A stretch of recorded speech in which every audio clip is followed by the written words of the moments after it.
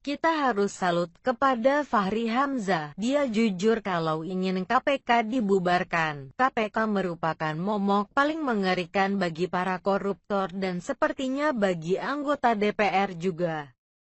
Apakah DPR itu lembaga yang bersih? Yang mengatakan bersih hanya anggota DPR dan yang matanya rabun, sudah kerjanya lamban, banyak tidur saat rapat. Ditambah lagi sudah banyak anggota DPR yang dicinduk KPK. Pantas saja DPR dengan ngotot ingin meneruskan hak angket KPK.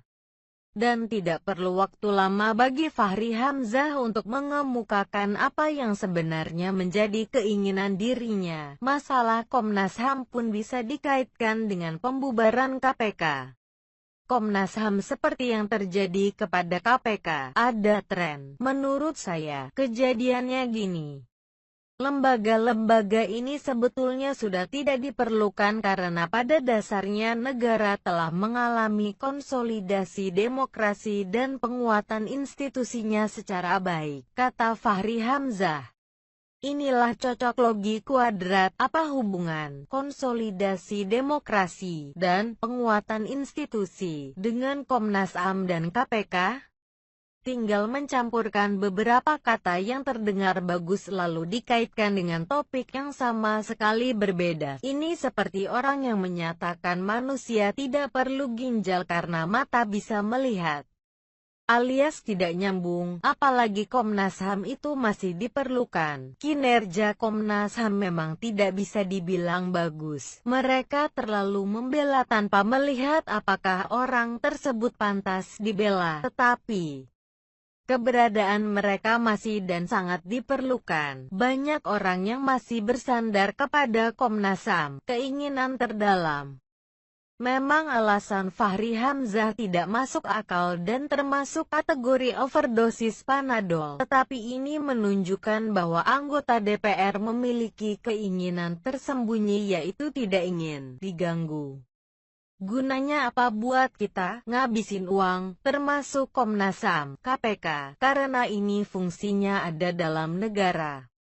Makanya mereka disebut State Auxiliary Agency itu karena pada dasarnya fungsi ini ada dalam negara tapi dulu dianggap enggak efektif, ini dianggap diperlukan. Sekarang kalau fungsinya dianggap ada dalam negara yang ngapain, ini bubarkan aja. Jelas Fahri Hamzah, dengan alasan yang sama maka DPR juga bisa dibubarkan. Ingat, dalam negara diperlukan eksekutif, legislatif dan yudikatif. Kenapa harus tiga? Kan bisa satu saja. Disinilah fungsi penyeimbang diperlukan. Bila hanya ada satu maka suatu negara bisa menjadi diktator karena tidak ada yang menyeimbangkan kekuasaan. Tetapi, kalau kita mengikuti saran Fahri Hamzah maka DPR akan dibubarkan. Tidak perlu lagi yudikatif dan legislatif, eksekutif saja sudah cukup toh presiden bisa membuat UU dengan menggunakan perpres, peraturan presiden, dan permen, peraturan menteri. Ngapain habis duit buat wakil rakyat yang sering tidur saat rapat? Kita juga harus salut. Akhirnya Fahri Hamzah jujur dengan menunjukkan bahwa dirinya ingin KPK dibubarkan. Jarang loh ada anggota DPR yang bisa sejujur ini. Kalau ditanya kepada semua anggota DPR apakah mereka ingin KPK dibubarkan pasti sebagian besar akan ngeles dan menolak untuk menjawab. Nah, sekarang pertanyaannya kenapa Fahri ingin KPK dibubarkan? Cara menjawabnya gampang. Lihat saja apa tugas KPK lalu sambungkan kenapa hal tersebut mengganggu kinerja anggota DPR. Sudah tahu jawabannya kan? Tukang becak saja bisa ngerti. Siapa yang senang kalau KPK dibubarkan? DPR pasti senang. Hal ini tidak terbantahkan. Sudah berapa kali DPR mencoba mengganggu KPK? Sudah berapa kali kasus KPK menangkap anggota DPR? Apakah DPR pernah membela KPK secara institusi? Dari pertanyaan di atas terlihat bahwa para wakil rakyat sangat mewakili diri mereka sendiri. Ingat, Mereka juga rakyat, jadi kalau hanya membela diri sendiri masih sah. Kita harap saja pada pemilu ke depan ada tes sebelum bisa mencalonkan diri menjadi caleg. Tes iki sudah pasti. Jangan sampai ada yang agak koplak bisa menjadi anggota DPR. Cek keuangan juga, apakah membayar pajak dan apakah rekeningnya wajar. Namun, apa mereka akan rela dicek seperti itu? Jawaban singkatnya, tidak. Jawaban mereka ini melanggar privasi, melanggar HAM, bla bla bla. Jadi bingung, sebenarnya mereka ini mewakili apa? Tinggal mencampurkan beberapa kata yang terdengar bagus lalu dikaitkan dengan topik yang sama sekali berbeda. Ini seperti orang yang menyatakan manusia tidak perlu ginjal karena mata bisa melihat, alias tidak nyambung, apalagi Komnas HAM itu masih diperlukan. Kinerja Komnas HAM memang tidak bisa dibilang bagus. Mereka terlalu membela tanpa melihat apakah orang tersebut pantas dibela. Tetapi keberadaan mereka masih dan sangat diperlukan. Banyak orang yang masih bersandar kepada Komnas HAM. Keinginan terdalam.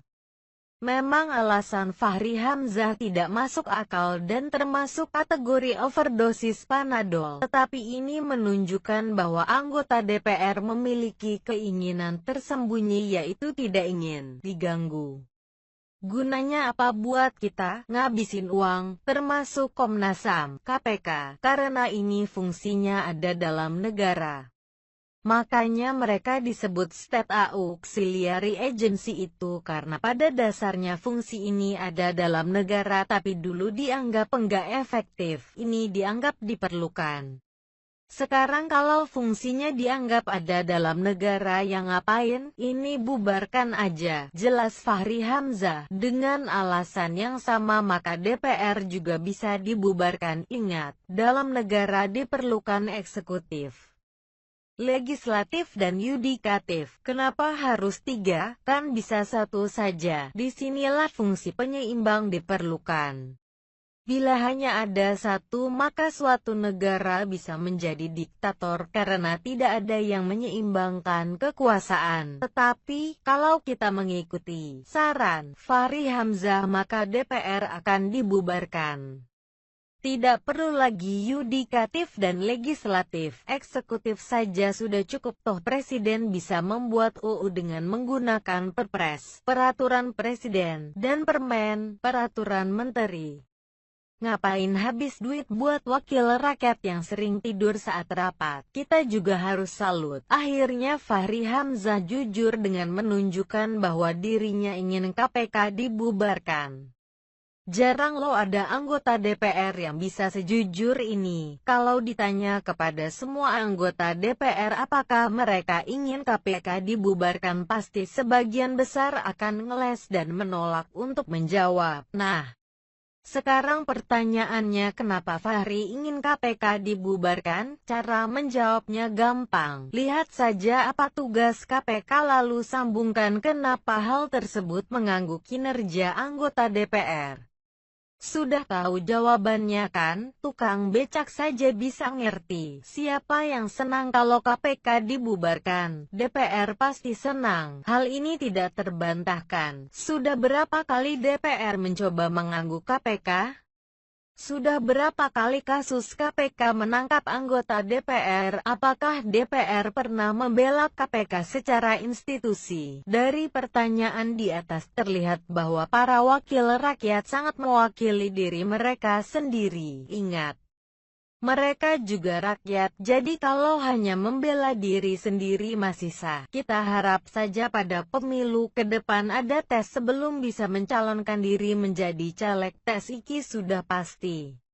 Jangan sampai ada yang agak koplak bisa menjadi anggota DPR. Cek keuangan juga, apakah membayar pajak dan apakah rekeningnya wajar. Namun, apa mereka akan rela dicek seperti itu? Jawaban singkatnya, tidak. Jawaban mereka ini melanggar privasi, melanggar HAM, bla bla bla. Jadi bingung, sebenarnya mereka ini mewakili apa?